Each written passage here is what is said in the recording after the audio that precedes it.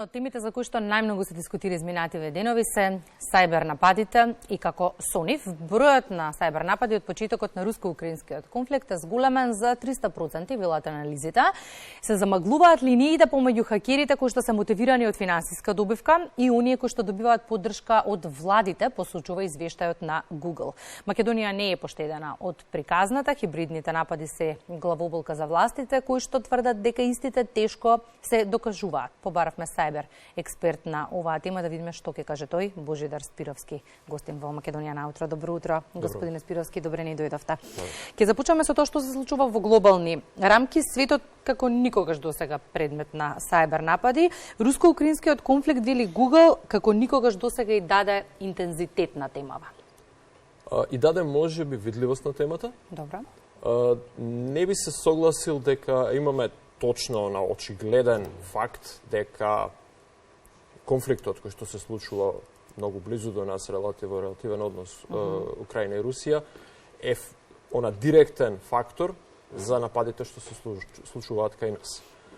Сигурно постои некоја корелација, но јас ќе направам еден чекор назад, чисто за да им дадеме повеќе на гледачите еден контекст. Криминалците, односно сајбер нападите, генерално, во најголем дел, се базираат на профит, на некаков бизнис. Во случајот на руско-украинската војна, добивме ситуација, исто така да не заборавам, криминалците, меѓу другото, не само што изведуваат вакви напади, кои што директно се некаков профит, тие моментално се сведува и на давање услуги, нудат услуги на сајбер криминал на некој друг. Буквално се даваат на рентање. Во еден таков контекст, кога постои криза меѓународна, кога разни интересни групи се обидуваат да надвладеат едни над други, многу е реално да тие ги закупат криминалците, едноставно да ги употребат нивните ресурси и нивното знаење, нивната технологија, за да изведат или да добијат некој свој поен или некоја свој интерес да истуркаат. Така да, постои ескалација на ситуацијата, најмногу затоа што постои веројатно многу поголема инвестиција во целата приказна, многу повеќе пари се влеваат во делот на сајбер нападите и на сајбер криминалот. Не дека тие директно се врзани со самиот напад. Едноставно се раздвижи бизнисот, криминалците сватија дека има бизнис во тоа, и наеднаш сите почнавме повеќе да бидеме напаѓани, затоа што убаво е тука се парите и од тие што сакаат некого да закупат и од тие што треба да бидат нападнати. Коинциденција или не, еден од посериозните напади на воопсувано на веб страниците на домашните банки се случи на 24 февруари, денот кога започна руско-украинскиот конфликт. Да, се сеќавам, јас ви бев гост. Тука ни бевте гостин, да.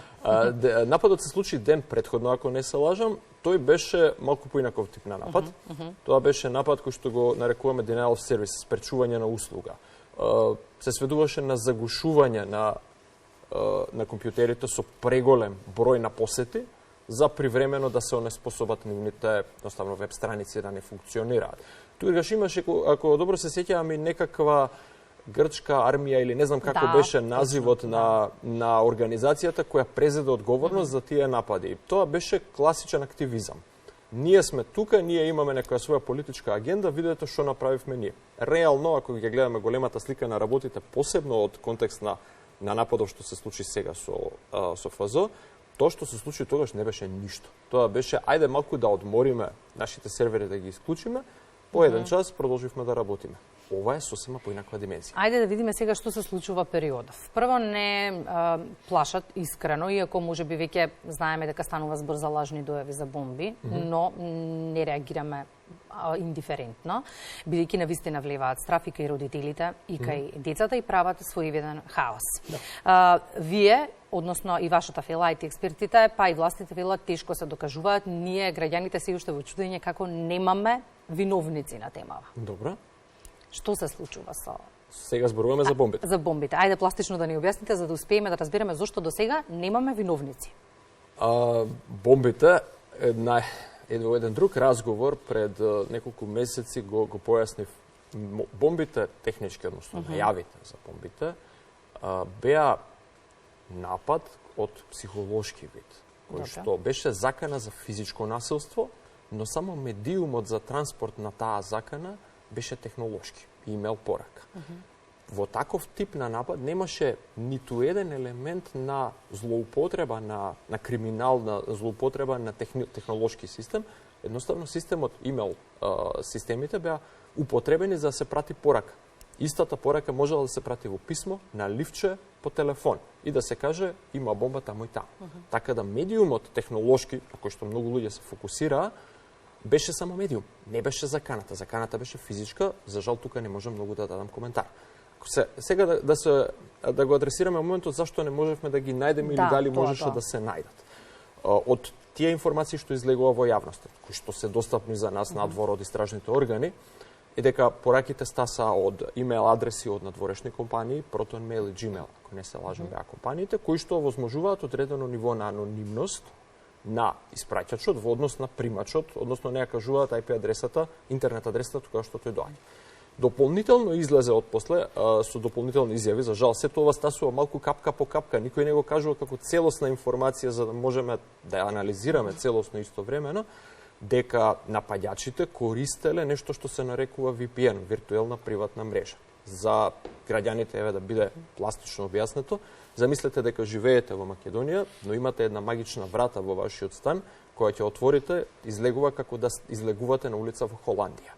Тоа е VPN. Технолошки, вие седите на компјутер во, условно речено повторно Македонија, се поврзувате на тој VPN за остатокот од светот, вие излегувате на остатокот од интернет преку некој сервер кој што се наоѓа Белгија, Холандија, Германија, Америка, Кина, било каде. Зависно од кај ќе изберете. Проблемот со користењето на тој VPN систем е дека уште еден чекор на анонимност додава, односно не е директно возможно да се каже овој излезе од оваа врата на оваа улица во Амстердам, тој навистина живее на таа врата, на таа улица во Амстердам, бидејќи едноставно тој VPN уствари ве крие за остатокот од светот. Зошто е сега целата оваа работа, дали беше возможно или не е возможно да се открие? Јас неколку пати кажав, верувам дека има технолошки начин да се открие. Не е лесен, побарува соработка прво на меѓународно ниво, компаниите за кои што беа употребени како имейл испраќачи, не се македонски компании, бара соработка значи од нивните матични држави, каде и да се тие, ProtonMail Швајцарија, Google е технички Америка, не знам која испостава на Google ќе биде соодветно договорната страна, бара соработка од нив, бара соработка од државите во кои се наоѓаат. Всушност соработката се сведува на тоа да се направи договорна соработка и да се имплементираат дополнителни технички контроли, дополнителни аларми во тие системи, за да почнат да детектираат и проактивно да алармираат кон наши служби, кон нивни служби, дека сличен текст или слична порака е повторно креирана. После доволен број на такви повторувања, на такви аларми, ќе се соберат доволно информации, дали тоа е од VPN на вистина стално, дали тоа доаѓа од некој компјутер од негде, за да може понатака истрагата да се насочи дали кон тој комерцијален обезбедувач на VPN услуги, кој што колку и да сака да заштити некој свој клиент, не ќе да биде обвинет за криминал. Мора и тој да соработува. Ваквата каскада на истрага ќе трае долго време. Не е лесна да се направи. Не знам дали нашите истражни органи веќе работат на таков модел на анализа. Тешко е да се идентификува, затоа што, како што реков, вие изгледате дека излегувате од врата во Амстердам, ама не сте. Вие стоите позади некоја врата која што е во Прилеп, можеби. Или воопшто не е во Македонија. Затоа е тешко да се истражи. Дека е возможно да се направи нешто во одреден период, да, ако доволно ресурси инвестираме. Колку е комплицирана од друга страна ситуацијата со Фондот за здравство, од оние информации оскудни, кои што ги имаме последниве денови, дека станува збор за малициозен софтвер кој користи шифрирање за да ги заклучи информациите на жртвата и потоа за нивно ослободување да бара откуп. Да. Толку знаеме. Што ќе ни кажете вие повеќе, имајќи предвид дека се погласно се зборува за тоа дали има злоупотреба или е можна злоупотреба на податоците на граѓаните. Тоа е нешто што најмногу не интересира. За гледачите да дадеме малце опис на овој друг тип на напад. Веќе адресиравме, ова е трет тип на напад кој што го зборуваме во оваа дискусија, но ово е можеби најболниот во овој момент. Криптовирусот или ransomware, како сакаме да го кажеме, е тип на софтвер кој што ве уценува, опишавте убаво, зема, ги заклучува вашите податоци, ги шифрира, не ги поместува теоретски од своето место, само ги шифрира, и потоа ве уценуваат да ви го дадат клучот со кој што ќе ги дешифрирате податоците за да си ги добиете назад. технички ги прави вашите податоци недостапни. Како некој да ви ја сменил бравата од дома и сега да ви уценува за да ви го даде новиот клуч. Проблемот со овој тип на напад е прво, вие немате достапност до податоците, не можете да работите. Ете, ФЗО во моментот не работи. Ако дома ви се случи тоа, од бениген момент дека ете сега морам да го преинсталирам компјутерот, до има луѓе кои што имаат приватни бизниси каде што целиот бизнис му е на тој компјутер и наеднаш пуф, целото тоа отиде во облакот, го снема, во дим отиде. Е проблем. Криминалците при тоа станаа уште малку попаметни. Кога почна имплементација на овие криптовируси, се одеше само ќе ви ги шифрираме податоците и ќе ви уцениме. Ако дадете пари во криптовалута за да бидат неследливи, да бидат анонимни, ќе ви дадеме клуч, може би клучот е добар, па ќе ви ги отклучи податоците, може би не, со криминалци не можете да знаете, никогаш. Може би ќе ви ги врати, може би не. Голем дел од луѓето научија дека треба да прават резервна копија на податоците, бекап.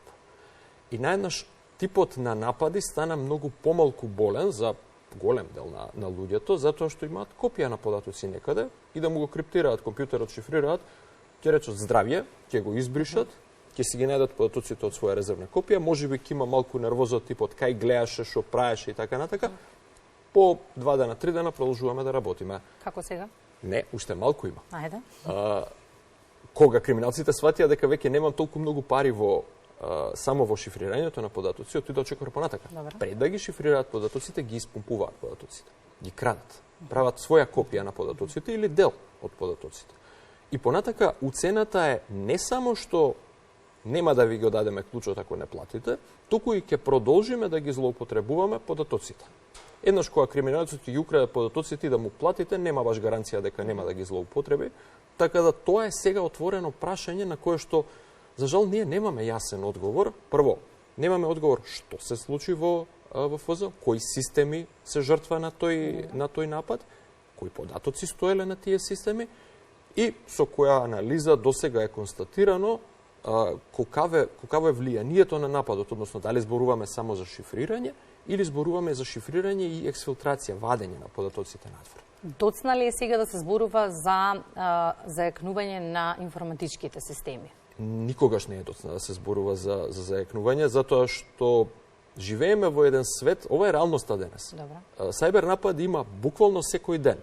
Спомнавте дека има ескалација на напади. Еве, пример да дадеме за гледачите. Само во јануари има 11 ransomware напади, буквално ист тип на напади кои се случиле врз огромни компании во светот кои што имаа голема покриеност медиумска.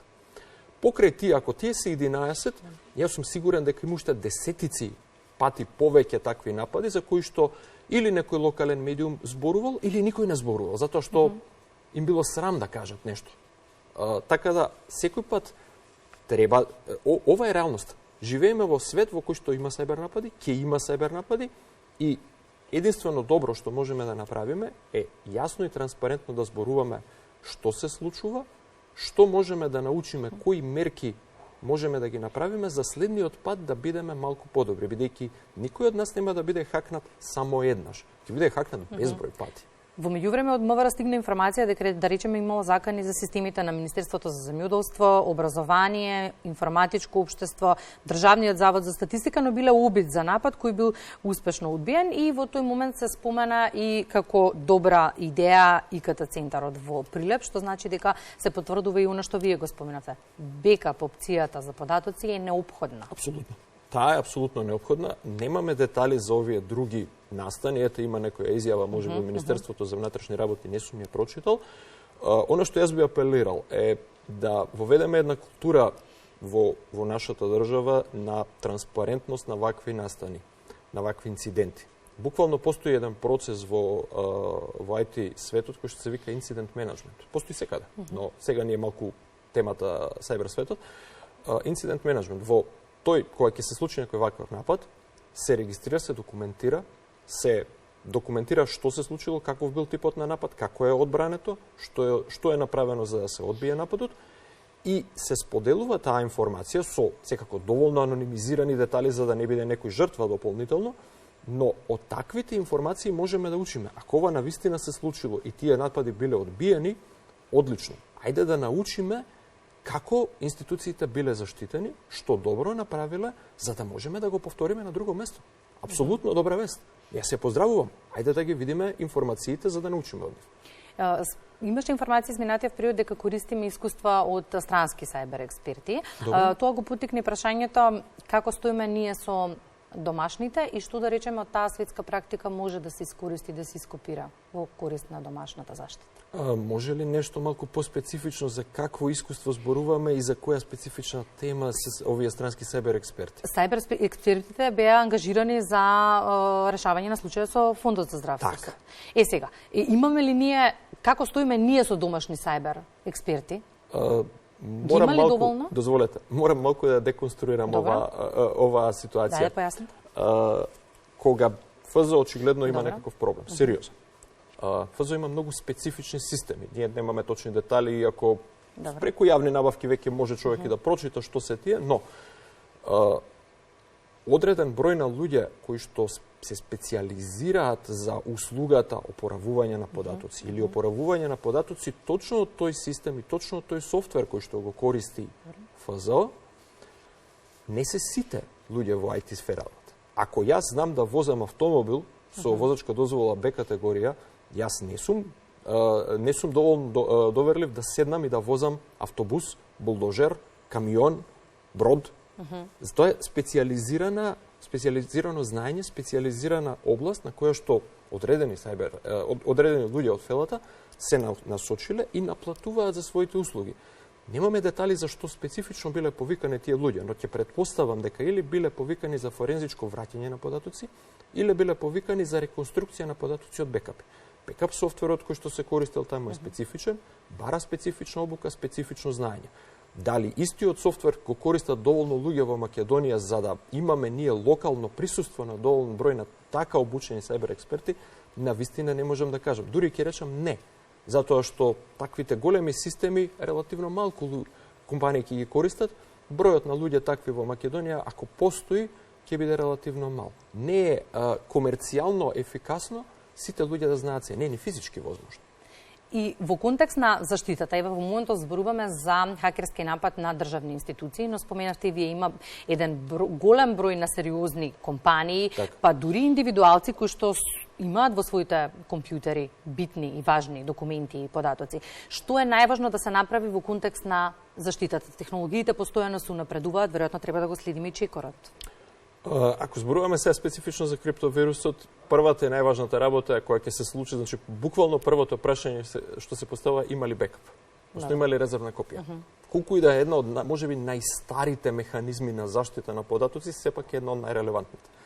Резервна копија која е изолирана, која е тргната на страна од компјутерот што е нападнат, за да не биде нападната и резервната копија. Можам да дадам пример, не е редно да именувам луѓе, но човек кој што си имал резервна копија, фотограф, кој што резервните копии на неговите фотографии кои му се професија ги продава, му биле закачени буквално на тој диск на самиот компјутер. Упаѓа криптовирус на компјутерот, го гледа како закачен уред и бекап дискот, оди се заедно во ѓубре. За жал. Бекап копија која не е директно врзана за компјутерот е најважната, најстарата и најчесто најмачната работа за правење, зашто бара дисциплина цело време некој да внимава дека е направено. Другите работи кои што би ги препорачал се стандардни, да речам, и ќе ги повторам многу пати, се работи за една нормална хигиена во дигиталниот свет. Векторот на испорака на овие вируси, на криптовирусите, најчестиот е преку имейл порака, преку измама. Ќе ви стаса имейл кој што го нарекуваме фишинг, ве убедува нешто да направите што не сакате, и ви убедува да симнете некој програм, да инсталирате некаква апликација. Еве ќе дадам пример. Симнете, ви стасува имейл во кој што вели со оваа програма кој ќе инсталирате добивате бесплатен Netflix. Супер. Ја симнуваме, инсталираме, можеби и работи некое време, во меѓувреме таа програма носи со себе и криптовирус, вашиот компјутер е криптиран, вие сега ќе платите неколку биткоини или нема, ако имате бекап. Еден пример значи е фишинг нападот. Ако е нешто премногу добро што ќе го добиете, премногу добро да биде вистинито, тоа не е вистинито. Немојте да паѓате на измами. Ако ви стаса имейл кој што не го очекувате, прашајте се дали треба да го добијам овој имейл. Овие две ментални контроли се првите контроли што треба секој да ги практикува на секоја добиена порака. На имейл, на СМС, на социјални мрежи, на што и да е. Бидејќи со убедување да инсталирате нешто е најлесен начин да се лизнете. Вториот начин е со симење на пиратски софтвер. Секој сака да поигра игра, некој сака да направи што и да е, ете сакаме да го симнеме тоа, бесплатно е, супер, ќе завршиме работа. Со бесплатниот пиратски софтвер многу често доаѓаат вакви вируси. Јас ги замолувам сите, подобро ви е да си купите PlayStation, во големата слика на работите помалку пари ќе ве чини, отколку враќањето на податоците на вашиот компјутер. И третиот метод е за директно ранливост на вашиот софтвер. Ако постои некаква ранливост на софтвер, сега буквално во моментот има еден интересен случај, еден многу моќен серверски софтвер, откриено е дека има ранливост и нема потреба од никаква акција од човек, буквално ранливоста изложена на интернет, криптовирус е напишан што ја искористува и ги шифрира тие серверски системи автоматски. Значи, третата препорака е закрпете си го софтверот. Ажурирајте го софтверот редовно на последна верзија. Исто само за крај на разговорот, каков е вашиот личен впечаток? Потребни ли ни беа повеќе јавни информации на оваа тема за да знаеме што ни се случува, што сме изгубиле, што можеме да добиеме, односно како да се поучиме за воиднина? Да, ценам дефинитивно дека требаше да и се уште треба една поголема транспарентност и не зборувам само за овој случај. Ете, и за позитивните примери и за негативните примери е потребна структурирана транспарентност затоа што општеството мора да научи. Не се учи, за жал, не се учи на туѓите грешки. Ние можеме да читаме што се случило во Америка дотре, ама многу подобро ќе научиме, така работи човештвото, на сопствените грешки. Ајде да имаме еден механизам на учење кој што ќе ни помогне да бидеме подобри, бидејќи ова нема да престане. Ние живееме во свет со сајбернапад. Благодарам многу за анализата и гостувањето во Македонија наутре. Благодарам.